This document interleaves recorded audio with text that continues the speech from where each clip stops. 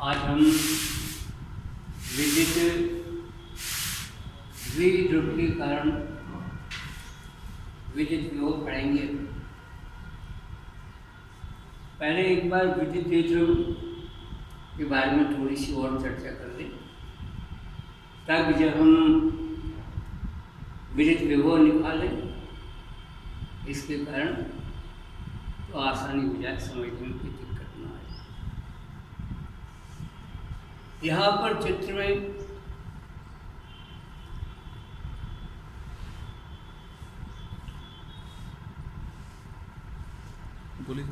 यहाँ चित्र में सही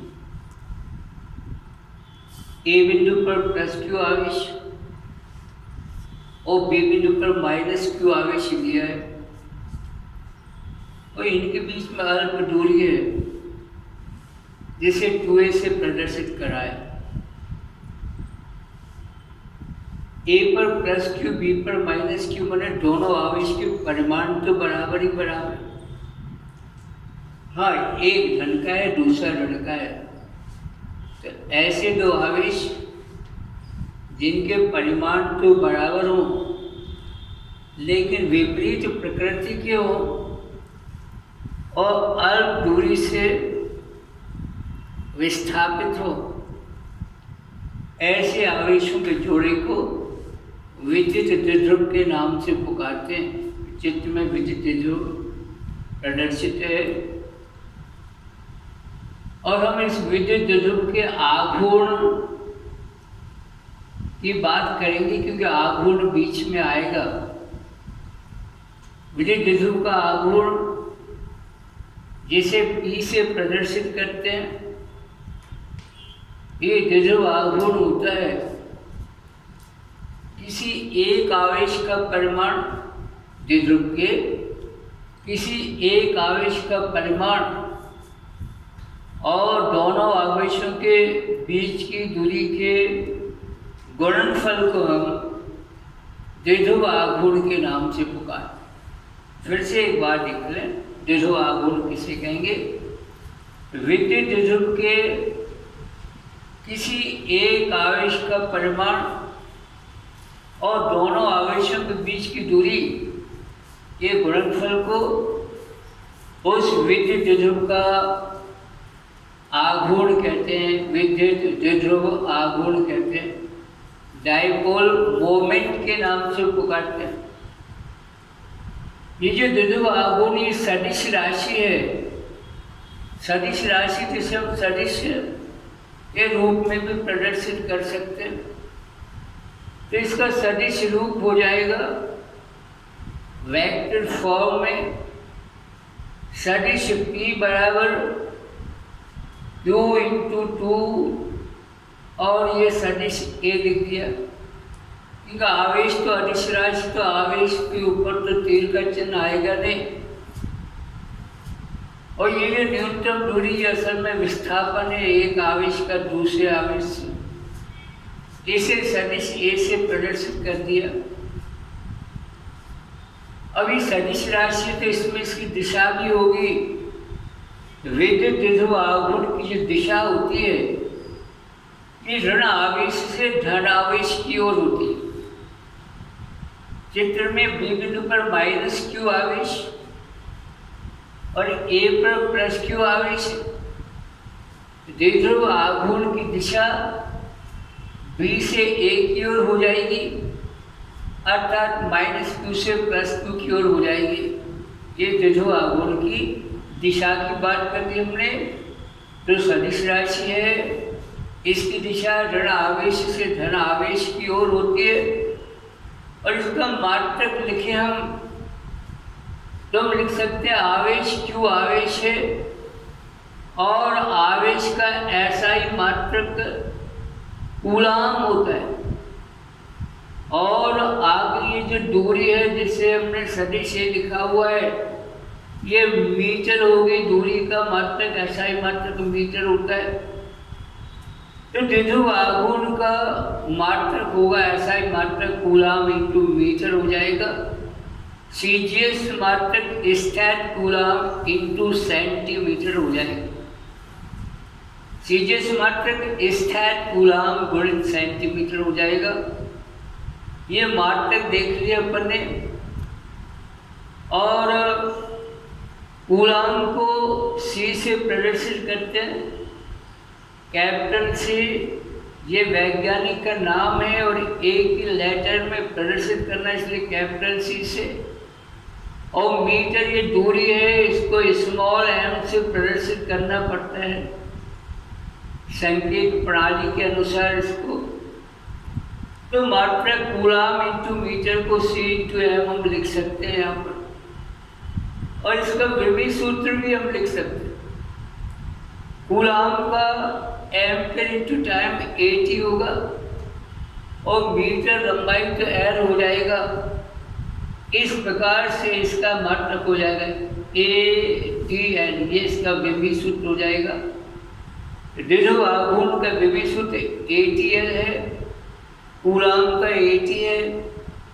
इसका कारण भी चलो हम चर्चा कर लें ताकि कोई भी बिंदु अस्पष्ट ना रह जाए। वैसे पूर्व में पढ़ा हुआ है, हमको बताया आवेश प्रवाह की दर को विद्युत धारा कहते हैं।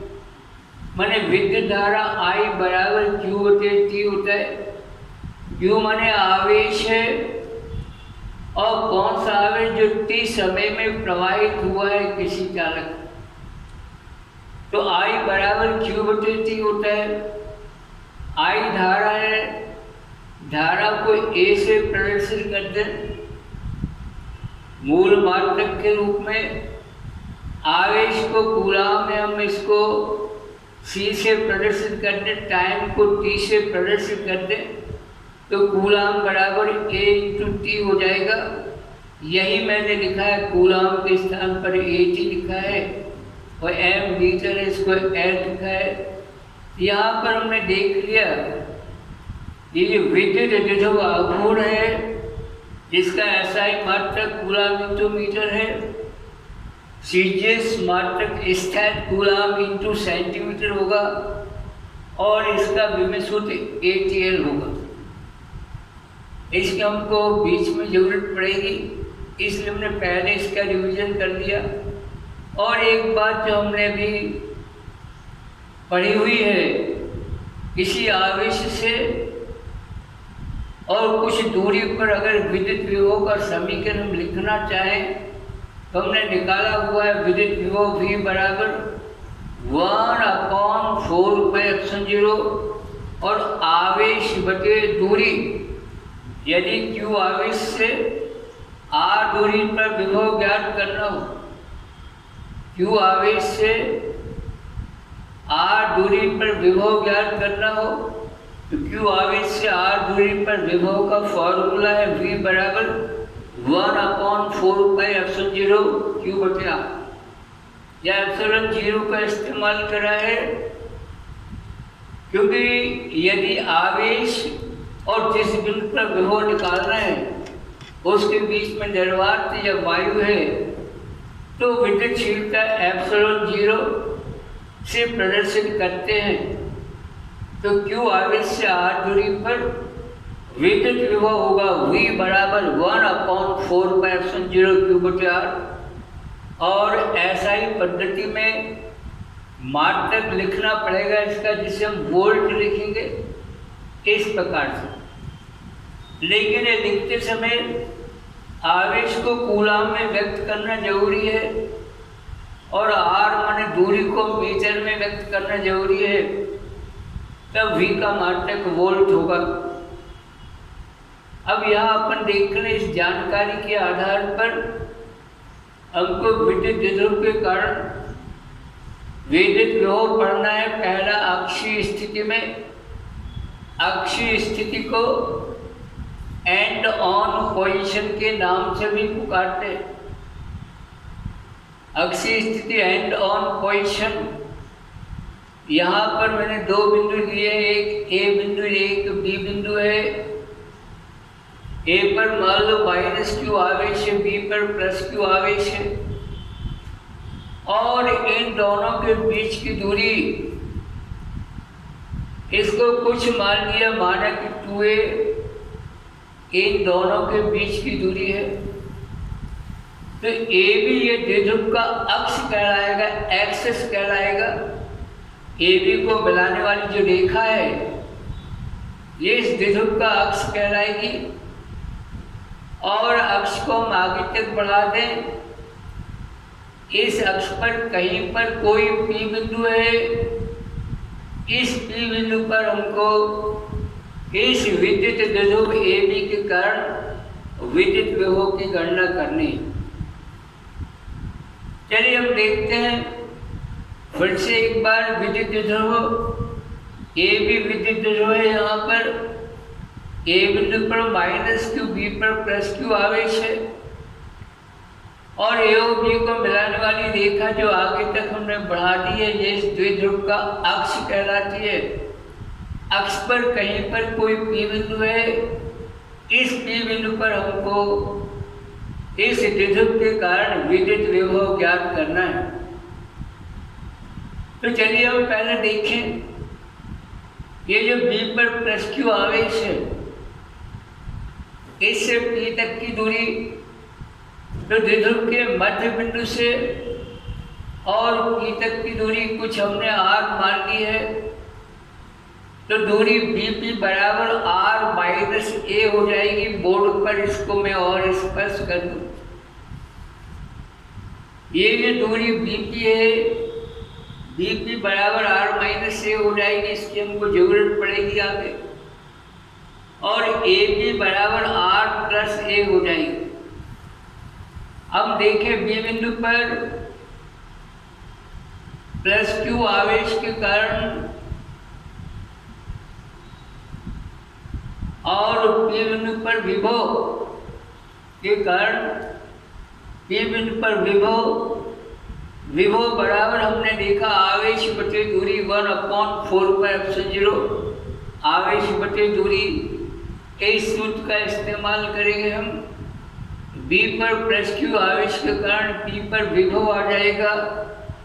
मान लो इस विभव को हम V1 लिख दें बराबर 1/4πε0 और ये Q है, प्लस का Q है और Q से P की दूरी, ये दूरी BP हमको लिखना चाहिए, लेकिन BP का मान चित्र से पुनः स्पष्ट है बिल्कुल। BP बराबर R माइनस ए हो जाएगा।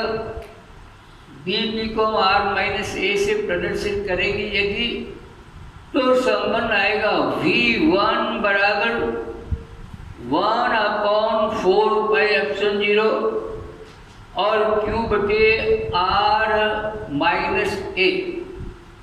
यहाँ पर आवेश भी कूलाम में और दूरियों को मीटर में नापना है, तभी V1 का मान आएगा वो वोल्ट में आ जाएगा। ये बी बिंदु पर प्लस क्यू आवेश के कारण बी बिंदु पर विभव के लिए हमने समीकरण लिखा है। अब ए पर देख लें माइनस क्यू आवेश, इस माइनस क्यू आवेश के कारण बी पर विभव हमको ज्ञात करना है। तो ए पर माइनस क्यू आवेश के कारण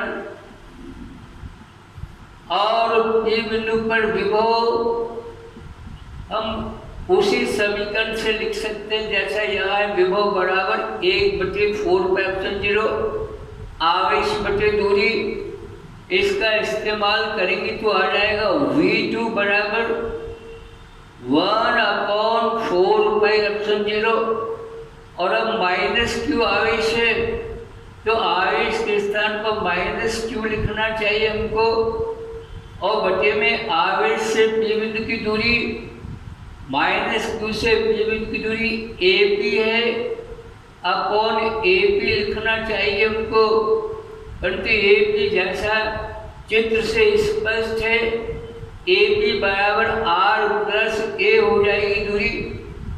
AP बराबर R प्लस A दूरी है, ये मान लिखेंगे हम तो आ जाएगा -1/4πε0 और Q upon R plus A, ये V2 का मान निकल आएगा। हमको कुल विभव निकालना पी पर, ए के और बी के दोनों के कारण हमने विभव निकाल लिए पी बिंदु पर। अब कुल विभव निकालना है, लेकिन विभव अदिश राशि होती है, इसलिए कुल विभव निकालने के लिए सामान्य गणितीय योग हम कर देंगे तो कुल विभव आ जाएगा। तो पी बिंदु पर कुल विभव, पी पर द्विध्रुव के कारण हम कुल विभव लिखना चाहेंगे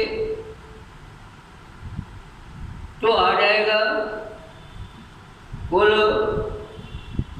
विभव V बराबर V1 प्लस V2, सारा जोड़ कर दिया हमने V1 V2 का, क्योंकि विभव अदिश राशि है, सादा योग हो जाएगा, सादा गणितीय योग। अब मान लिखेंगे तो V बराबर आ जाएगा V1 का मान लिखा हुआ समीकरण नंबर 1 से, तो समीकरण 1 से V1 का मान लिखेंगे 1/4 पाई एप्सिलॉन 0 और Q बटे R माइनस A, और इसमें हमको ये V1 और इसमें V2 जोड़ना है। V2 का मान लिखा हुआ समीकरण 2 से स्पष्ट है, जोड़ेंगे तो आएगा माइनस 1/4 पाई एप्सिलॉन 0 और Q बटे R प्लस A आ जाएगा। इसको हम सादा हल कर लेंगे, कुछ कॉमन निकलता है, बकाया गणितीय समीकरण आ जाएगी जिसे हम हल कर सकते हैं। तो कुल विभव V बराबर 1/4 पाई एप्सिलॉन 0 Q और ब्रैकेट में 1/R माइनस A, और आ जाएगा माइनस 1/R प्लस A। इसको हमको हल करना है तो आ जाएगा 1/4 पाई एप्सिलॉन 0 Q, और हम लघुत्तम निकाल लें, एलसीएम निकाल लें तो संबंध आएगा R plus A minus R minus A, और बटे में आ जाएगा R square minus A square. अभी माइनस का साइन है, इसका अंदर गुणा कर लेते हैं हम। अंदर गुणा करेंगे तो R ऋण का और A धन का आ जाएगा। R से R कट जाएंगे, एक R प्लस का एक माइनस का R है, तो शेष रहेगी समीकरण 1/4 pi epsilon 0 Q into 2A और बटे में R square minus A square. ये विभव का मान निकाल दिया, इतना वोल्ट ये विभव है, लेकिन इसमें Q इंटू 2A हमने पहले पढ़ लिया। Q इंटू 2A इसे द्विध्रुव आघूर्ण कहते हैं और P से प्रदर्शित करते हैं। ये संबंध आ जाएगा, अंतिम संबंध हम लिख सकते हैं V बराबर 1/4 पाई एप्सिलॉन 0 और P बटे और R square minus A square ना वोल्ट आ जाएगा। ये वोल्ट क्यों आएगा? क्योंकि हमने आवेशों को कूलम में और दूरियों को मीटर में नापा है, इसलिए V का मान ये वोल्ट में आ जाएगा। तो ये समीकरण है V बराबर 1/4 पाई एप्सिलॉन 0 P बटे R square minus A square volt. अब यहाँ ध्यान रखने की, समझने की बात यह है, ये गणना जो करी है ये वायु अथवा निर्वात में करी है, लेकिन यदि द्विध्रुव और P बिंदु के बीच में कोई कुचालक माध्यम, कोई परावैद्युत माध्यम लिया होता जिसका परावैद्युतांक K होता, ये समीकरण इसमें एप्सिलॉन K और लिख देते। K परावैद्युतांक का माध्यम होने पर हम ये समीकरण लिख सकते थे विभव V बराबर 1/4 पाई बटे r square minus a square इतना वोल्ट। अब यह ध्यान देने की बात, महत्वपूर्ण बात है कि यदि बिंदु आवेश के कारण क्यू आवेश से आर दूरी पर विभव निकालते थे हम, तो V बराबर 1/4 क्यू बटे आर की एक घात है। ये बिंदु आवेश क्यू था, इससे आर दूरी पर निकाला। लेकिन जब द्विध्रुव के कारण किसी बिंदु पर विद्युत विभव निकालते हैं तो बटे में आर का स्क्वायर आता है।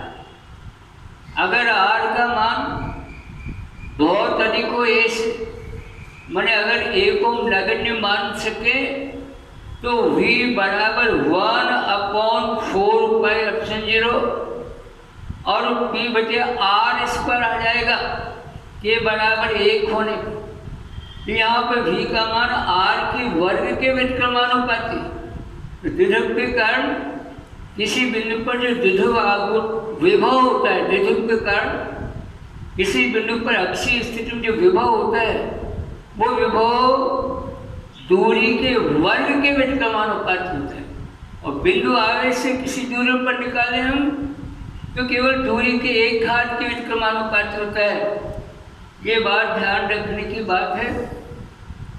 ये विद्युत विभव की समीकरण हमारे सामने है, लेकिन मन में एक शंका हो सकती है कि P सदिश राशि है, ये V सदिश राशि होना चाहिए, लेकिन ऐसा नहीं है। V अदिश राशि है, P सदिश राशि है, तो हम इसे सदिश रूप में लिख लेते। ये बात भी हमको स्पष्ट हो जाएगी, V अदिश है तो P सदिश कैसे हो सकता है। यदि P सदिश है तो V भी सदिश होना चाहिए। तो इसको हम यूँ लिख लेते हैं गणितीय रूप में, V बराबर 1/4πε0 और यहाँ लिख देंगे अपन सदिश P डॉट कैप सदिश R और बटे में R का स्क्वायर। अब सदिश P कैप सदिश R, ये PR cos थीटा हो जाएगा और यहाँ पर P की दिशा भी वही है, ऋण आवेश से धनावेश की ओर, और R की दिशा भी वही है। दोनों की दिशाएं समान है तो दोनों के बीच का कोण शून्य हो जाएगा और तब यहाँ पर आ जाएगा केवल P बच जाएगा। P R के ऊपर कैप है, माने एकांक सदिश है, माने इसका परिमाण 1 होगा। ये आ जाएगा P और cos 0 डिग्री, P cos 0 माने P रहेगा, तो शेष वही ऊपर वाला समीकरण हमको मिल जाएगा। ये शंका हमारी दूर हो जाए, इसलिए ये चर्चा हमने करी है कि P सदिश राशि होती है और V अदिश राशि कैसे हो जाएगी। इसको गणितीय रूप में हमने लिख लिया, V बराबर 1/4πε0 सदिश P डॉट कैप सदिश R बटे आर स्क्वायर। ये कैप आर है, एकांक सदिश है। अब देख लें अपन P की दिशा हमने चर्चा करी थी। यहाँ पर P की जो दिशा होती है ये ऋण आवेश से धनावेश की ओर होती है और R की दिशा भी वही है। दोनों दिशाएं समान हैं, बीच का कोण 0 है, इसलिए समीकरण हम लिख सकते हैं सदिश रूप में V बराबर 1/4πε0 और सदिश P डॉट कैप सदिश R बटे आर स्क्वायर इतना वोल्ट। ये अक्षीय स्थिति में हमने विद्युत विभव की अक्षीय स्थिति में इसी बिंदु पर विद्युत विभव की गणना कर ली।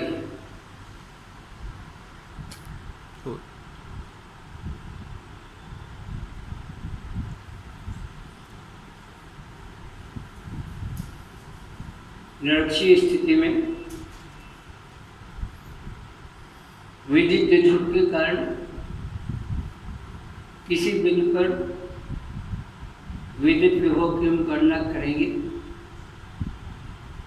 चित्र में ए भी विद्युत विभव है, क्योंकि ए पर -q और बी पर +q आवेश हमने लिया है।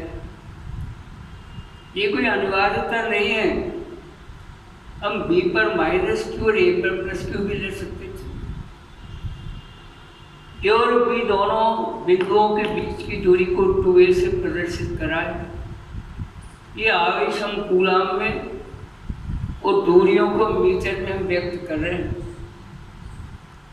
ये द्विध्रुव का मध्य बिंदु O बिंदु पर है। इस पर एक लंबार्धक बनाया है OP। ये जो P बिंदु है ये AB के लंबार्धक पर है। इस P बिंदु पर हमको विद्युत लोक की गणना करनी है। ये निरक्षीय स्थिति की बात हो जाएगी, जिसे अंग्रेजी में ब्रॉड साइड ऑन पोजिशन के नाम से पुकारते। अब पहले देख ले अपन A पर -q आवेश। इस -q आवेश की P बिंदु से जो दूरी है ये दूरी AP दूरी है और P बिंदु पर +q आवेश है। इसकी P बिंदु से दूरी BP है, लेकिन AP दूरी का मान BP के बराबर है, क्योंकि त्रिभुज POA और त्रिभुज POB सर्वांग समत्रिभुज है। इसलिए AP दूरी BP दूरी ये दूरियां भी आपस में बराबर है। ये बात मैं लिख रहा हूँ यहाँ पर दूरी प्रस्तुत चित्र में दूरी AP और बराबर BP चित्र से वैसे भी स्पष्ट है। अब A बिंदु पर -q आवेश के कारण और P बिंदु पर विभव हम लिखना चाहेंगे, तो विभव के लिए जैसे हम पढ़ रहे हैं विभव बराबर बिंदु आवेश 1/4 Q/R होता है। Q से R दूरी पर विभव का समीकरण है। इस सूत्र का इस्तेमाल करेंगे हम। V1 बराबर 1/4πε0 आवेश यहाँ A पर -q आवेश है तो -q हम लिखेंगे और बटे में दूरी तो -q से P बिंदु की दूरी AP है। AP लिख लेते हम, ये समीकरण 1 है। और इसी प्रकार से B बिंदु पर +q आवेश के कारण B बिंदु पर +q आवेश के कारण हम P पर विभव ज्ञात करना चाहेंगे। P पर विभव, चलिए इस विभव को मान लो V2 से प्रदर्शित कर देते हैं। V2 बराबर इसी सूत्र का इस्तेमाल करेंगे हम।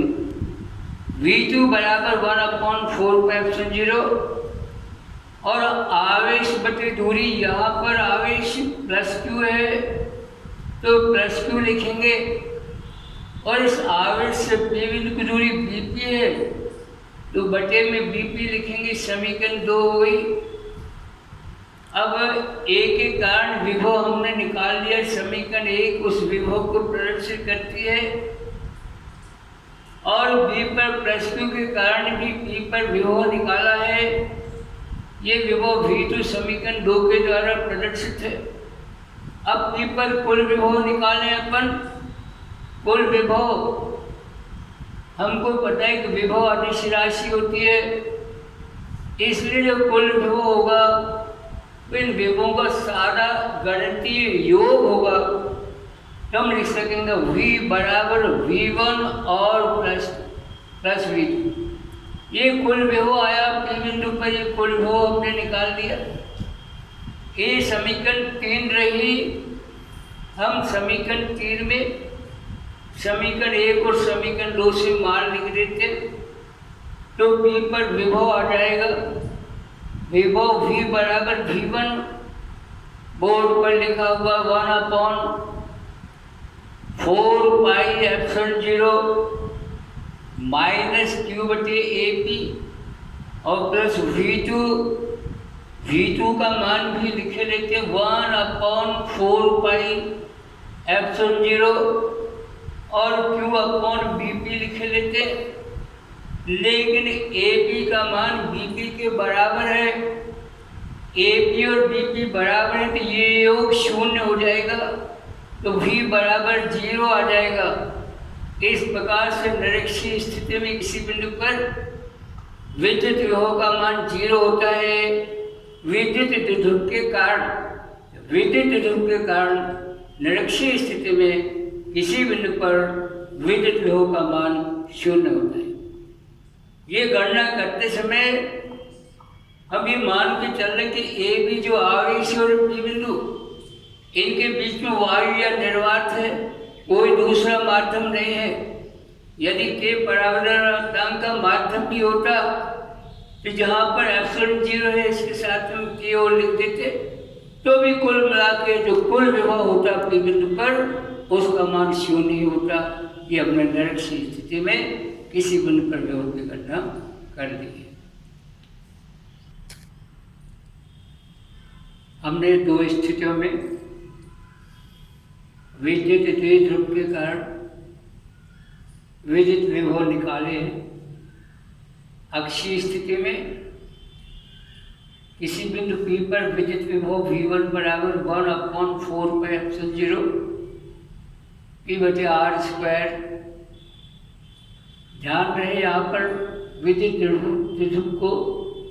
द्विध्रुव आघूर्ण को स्मॉल p से व्यक्त कर रहे हैं और P वो बिंदु है, बिंदु की स्थिति को P से प्रदर्शित कर।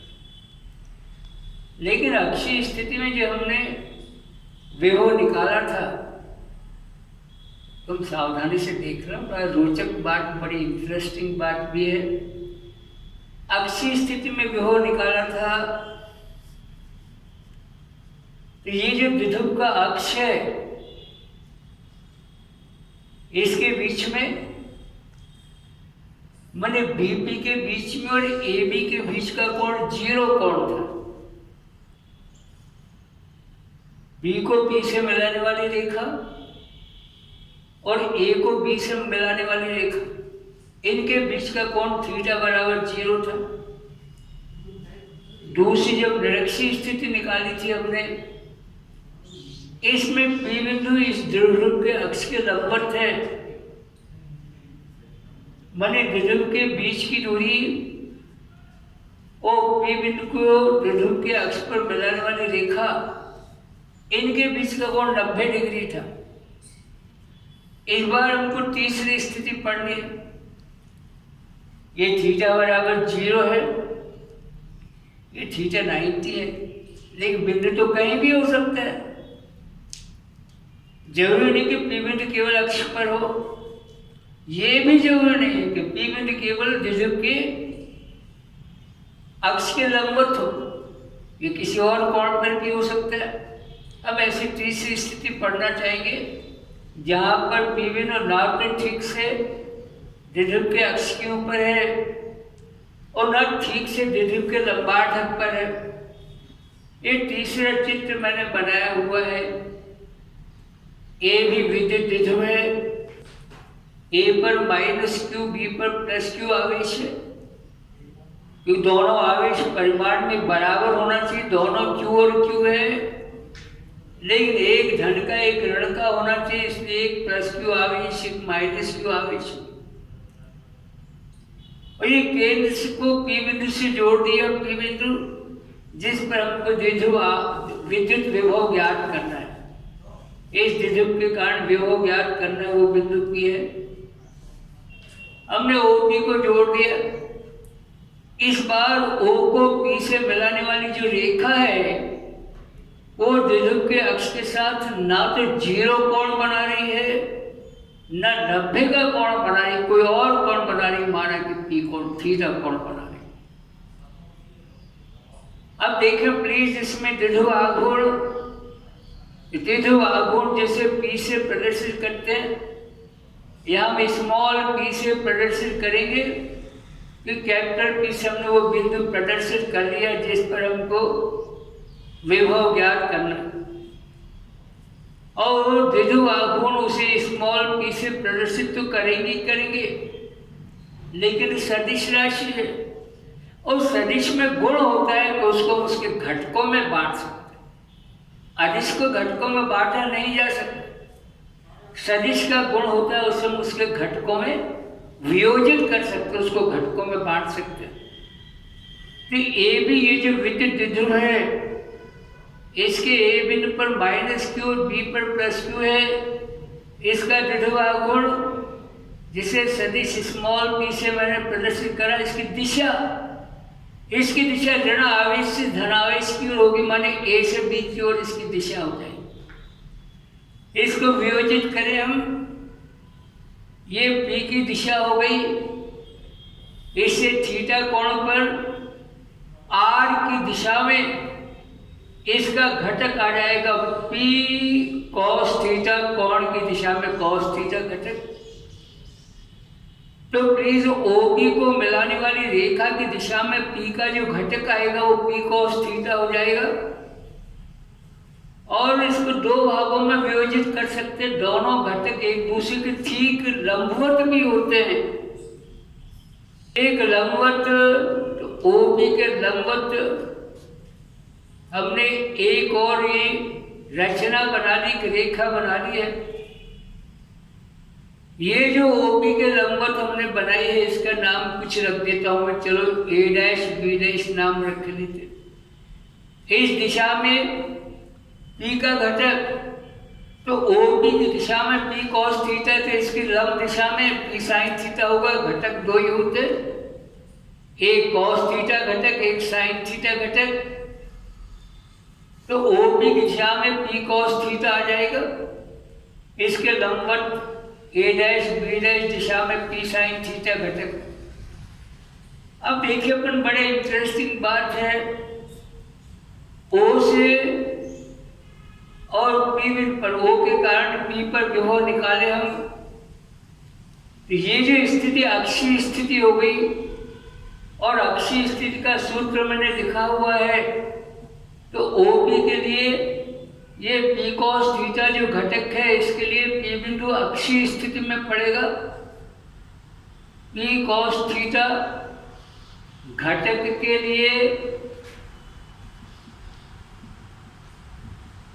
कैपिटल पी बिंदु अक्षीय स्थिति में है,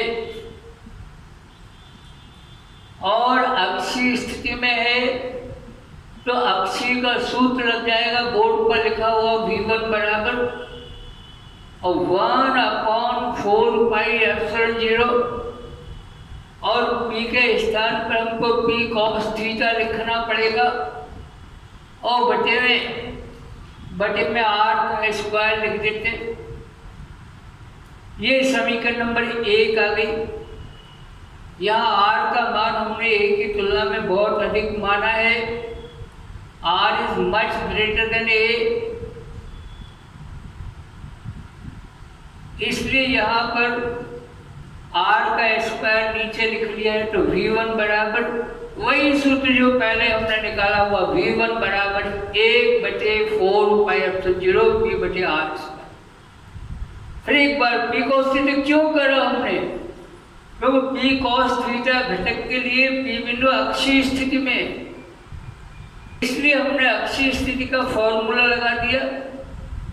लेकिन P साइन थीटा घटक के लिए विचार करें अपन, ये द्विध्रुव आघूर्ण जो P साइन थीटा घटक है, इस घटक के लिए जो कैपिटल P बिंदु है बिल्कुल स्पष्ट है, यह कैपिटल P बिंदु निरक्षीय स्थिति में, और निरक्षीय स्थिति में तो निरक्षीय का सूत्र लगेगा। देख लीजिए, ए डैश बी डैश के लंबार्धक पर पी बिंदु है, तो ए डैश बी डैश के लिए ये जो पी बिंदु है जिस पर हमको विभव निकालना है, निरक्षीय स्थिति का विभव होगा।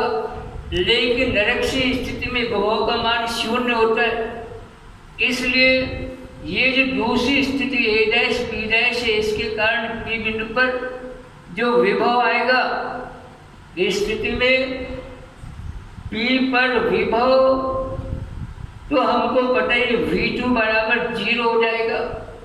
ये दो विभव हो गए। अब हम यहाँ कुल विभव निकालें, कुल विभव सारा योग हो जाएगा, क्योंकि विभव अदिश राशि तो कुल विभव V बराबर, और V1 प्लस V2 लिखेंगे हम, इसमें मान लिखेंगे V1 का मान 1/4πε0 और P cos थीटा बटे R स्क्वायर और प्लस 0 हो जाएगा, माने V का मान रहेगा 1/4πε0 P cos थीटा और बटे में R स्क्वायर। ये हमने विभव की गणना कर ली। तो 3 स्थिति में विभव निकाला हमने। पहला अक्षीय स्थिति में V1 बराबर 1/4πε0 P बटे R स्क्वायर वोल्ट, और निरक्षीय स्थिति में शून्य था विभव P बिंदु पर। और यदि थीटा कोण बनाए P बिंदु को O से मिलाने वाली रेखा द्विध्रुव के अक्ष के साथ में, तब समीकरण आया V बराबर 1/4πε0 P cos theta upon R square. यहाँ स्मॉल p मैंने द्विध्रुव आघूर्ण के लिए प्रयोग किया है और कैपिटल P ये बिंदु का संकेत है। इतना वोल्ट लिखेंगे हम, लेकिन वोल्ट कब लिखेंगे जब द्विध्रुव आघूर्ण भी हमने ऐसा ही पद्धति में कूलम मीटर में लिखा हो और दूरी भी मीटर में लिखी हो, तो इस प्रकार लिखना पड़ेगा। और इस समय एप्सिलॉन 0 लिखा है, निर्वात की विधिशीलता।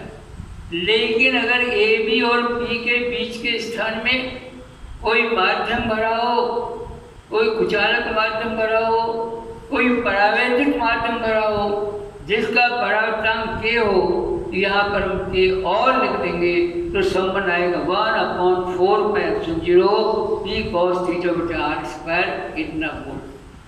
CGS पद्धति में संबंध रहेगा V बराबर केवल P cos थीटा और बटे R स्क्वायर।